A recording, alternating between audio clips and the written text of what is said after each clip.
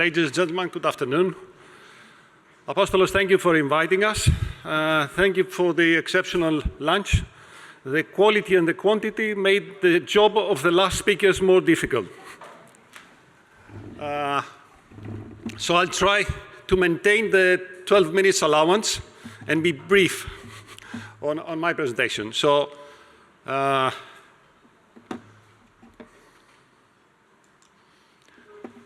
now, a couple of years ago, when we started at our digital journey, and Apostolos was kind enough to invite us to speak in similar forums in the past about about our digital journey. The beginning was how to use a tool to help the analyzers, to help the operators to give a better value to the service to the customer.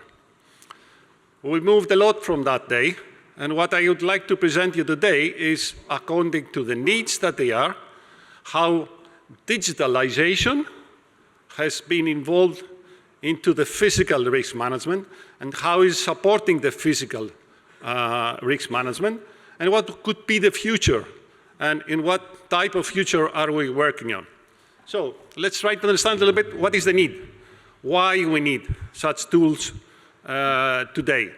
So the latest edition of the BMP that was published like 5 months ago from BIMCO, remember the first edition was published more than 10 years ago, and it was within the crisis of the piracy, and it was focusing for the first time on how the maritime industry should implement best management practices against the threat of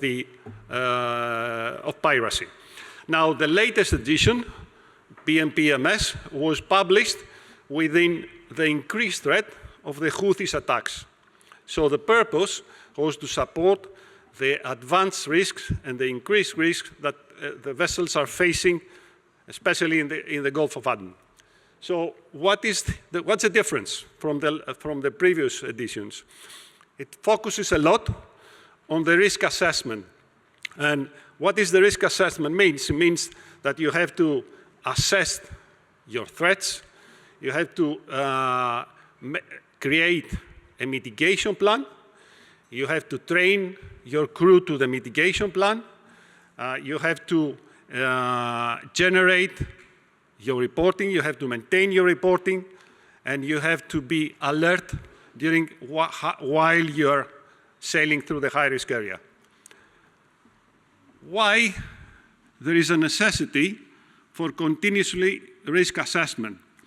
Usually when a voyage is fixed, that could happen 10, 15 days before the actual sail through a high-risk area, sometimes even more.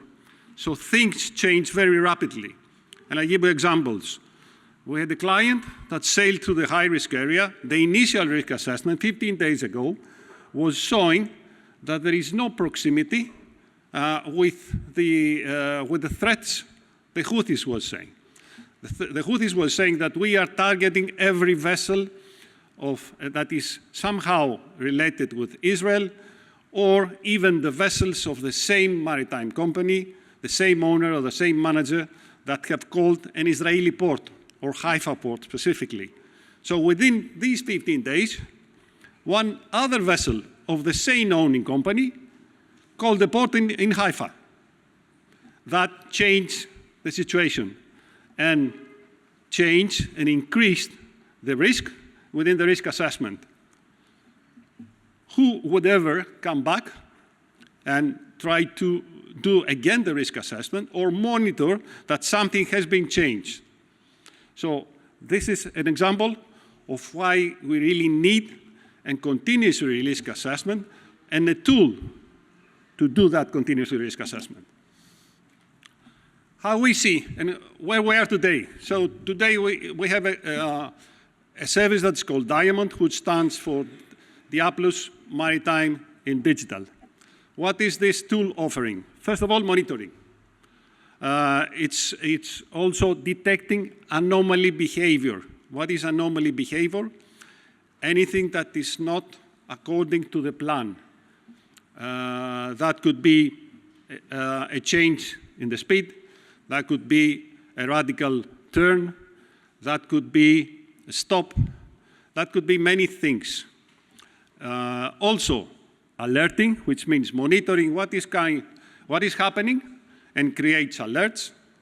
Notification, which means that we inform the vessels who are in the near area of incidents happening, of alerts that have been published, and also trying to create tackled maritime mitigating measures, and also vital response. Why vital response?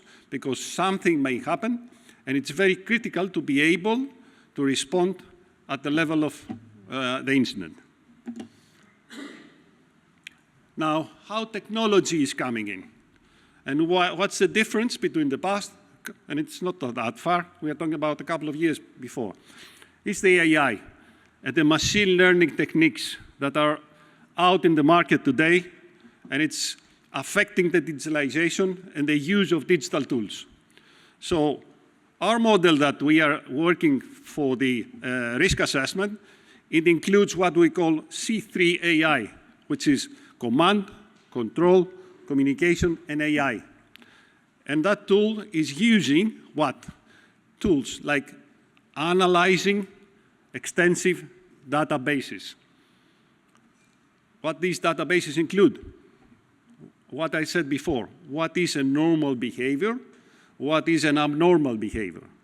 So these databases is used to create an analysis. And through that analysis, we create reports. And these reports are used to create the trend analysis, and in that way, we're able to create tailor-made mitigating measures. And that is the future, and that is what new technology is bringing us today, and how it's helping us to create products. But of course, as still the airplanes, and they still need the pilots in the same way, we still need the analysts. We still need the human factor that will receive all the analysis, receive all the reports, and actually use them to create the assessment. How we do that? You have to have a maritime center. You have to have 24 hours monitoring. You have to have people in place to do the monitoring. So you need a maritime operations center. This is what we create. And through that center, we do the monitoring, and we maintain the tactical situation. What's the future? What do we want to do? We want to be proactive. And I think that is the importance, and that is the benefit, the real benefit that these tools like AI and the machine learning is bringing us to us. Being able to be proactive, being able to prevent, being able to predict. These are difficult words, but this is where we want to be able to prevent and to be able to analyze the situation and come up with possibilities of what can happen. So for that, these are some of the situations that may happen. So the issue is, how do I can be proactive and understand that something is going to happen? And if it happens, how can I respond into that event? Because if you can respond, that means that you can reduce the damage that is caused by the event. And so just being able to prevent is not enough. You have to be able to respond also. And that reduces the cost of probably the war insurance. Why? Because not only you prevent, not only you reduce the possibilities of the incident happen, but also if it happens, then you can reduce the impact of the incident. So what we want to be, and what we believe that there is a need in the market, is to become a global maritime mitigating factor. been able to offer to our customers a holistic solution that includes prediction, and we allow us the arrogance to use that word, mitigating risks, and also vital response. Thank you very much. I hope that it was brief.